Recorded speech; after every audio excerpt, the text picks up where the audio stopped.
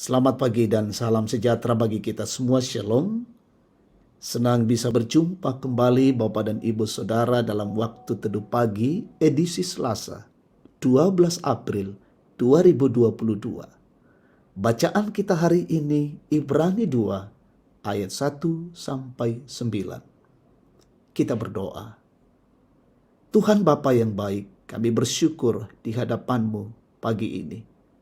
Engkau mengaruniakan hari baru lagi bagi kami. Kami bergembira dan bersuka cita atas anugerah Tuhan ini. Dan pagi ini kami rindu membaca firman-Mu. Kiranya Roh Kudus menolong kami, dimampukan memahami dan mengerti kebenaran Allah, dan dimampukan juga untuk melakukannya. Berfirmanlah ya Tuhan, kami siap mendengarkannya. Ampuni dosa kami.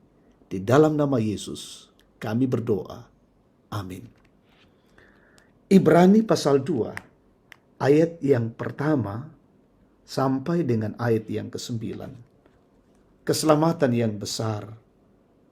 Karena itu harus lebih teliti kita memperhatikan apa yang telah kita dengar, supaya kita jangan hanyut di bawah arus.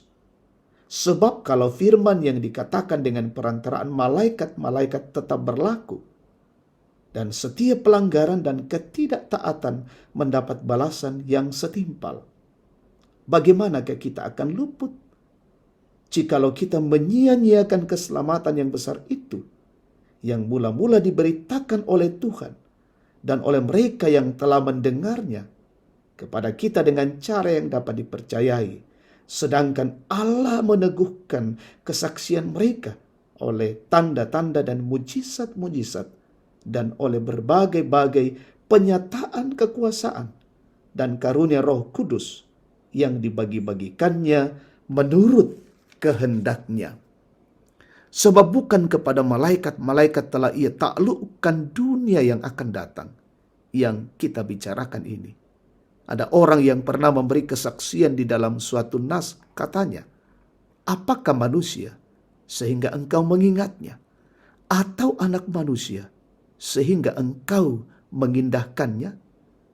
Namun engkau telah membuatnya untuk waktu yang singkat, sedikit lebih rendah daripada malaikat-malaikat.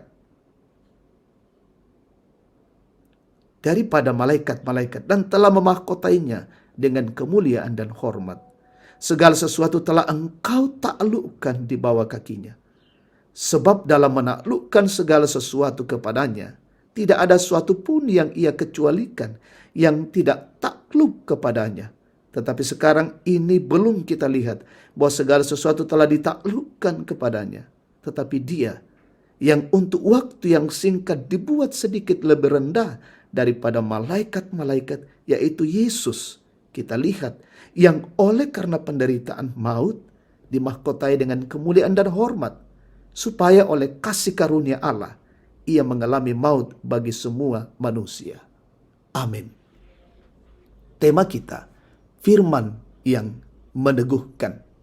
Saudara, penyampaian yang bersifat peringatan biasanya disampaikan dengan kata yang tegas, nada suara yang tinggi, dan ekspresi emosional. Hal itu disebabkan karena isi dari berita yang disampaikan sudah berulang kali.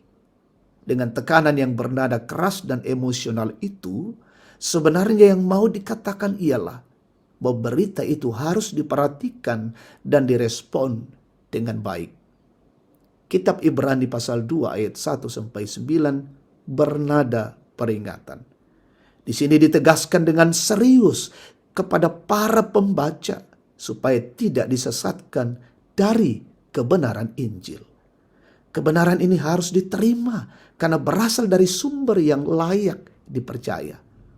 Pertama diberitakan oleh Tuhan Yesus sendiri, lalu diteruskan para murid dan pemberita Injil yang lain.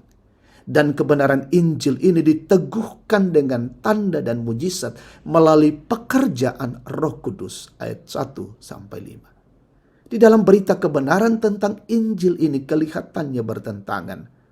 Karena demi menyelamatkan manusia dari kebinasaan, Tuhan Yesus rela mengorbankan dirinya. Yesus yang adalah anak Allah diutus ke dalam dunia menjadi manusia hina dan rendah. Tetapi ia telah ditinggikan oleh Allah dan bahkan telah dimahkotai dengan kemuliaan dan hormat. Inilah kebenaran Injil yang meneguhkan hati kita. Yesus berkorban untuk memulihkan manusia, merupakan sebuah kenyataan yang terjadi. Karena berita yang mulia inilah, maka pemberita Injil ini dapat memperingatkan dengan keras agar diperhatikan dan dipegang teguh dalam hidup. Sebab jika tidak, maka konsekuensi yang harus ditanggung yaitu kebinasaan. Yesus hadir dengan kebenaran Injil agar kita tidak binasa. Apakah kebenaran Injil ini telah kita pegang teguh dan terus menjadi kekuatan bagi kita dalam menjalani kehidupan? Terpujilah Tuhan. Amin. Kita berdoa. Ya Tuhan Allah, terima kasih kebenaran firman-Mu. Kami meyakini Injil itu adalah kekuatan Allah yang menyelamatkan. Kebenaran Injil kami pertahankan, kami pegang teguh, kami hidupi, dan menjalaninya dengan baik dalam hidup ini. Firman Tuhan menjadi dasar dan pegangan kami. Ketika pesiarahan kami hari ini kami lanjutkan, kami mohon pertolongan dari-Mu Tuhan. Bingkai kami dengan kasih-Mu yang hebat, yang dahsyat itu, sehingga kami boleh melakukannya dengan baik. Bingkai kasih-Mu pemerintah kami, tambahkan hikmat bagi mereka dari pusat hingga ke daerah-daerah terpencil, dan mengangkat tugas dengan baik. Negara ini aman, pemerintah menegakkan kebenaran dan keadilan.